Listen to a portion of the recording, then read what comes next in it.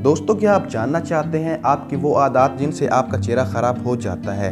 अक्सर ख़वातीन के चेहरे पे दाने निकल आते हैं। जब दाने निकल आती हैं तो ख़वातीन शीशे में देखती हैं या हाथ से इनको अंदाज़ा हो जाता है कि दाना निकल आया है। ख़वातीन उस दाने को ख़त्म करने की कोशिश करती हैं, लेकिन वो गलत करती हैं, क्योंकि ऐसा करने से उनका वो दाना रिमूव तो हो जाता है, लेकिन उससे निशान बन जाते हैं और काफ़ी देर तक वो निशान चेहरे से ख़त्म नहीं होता।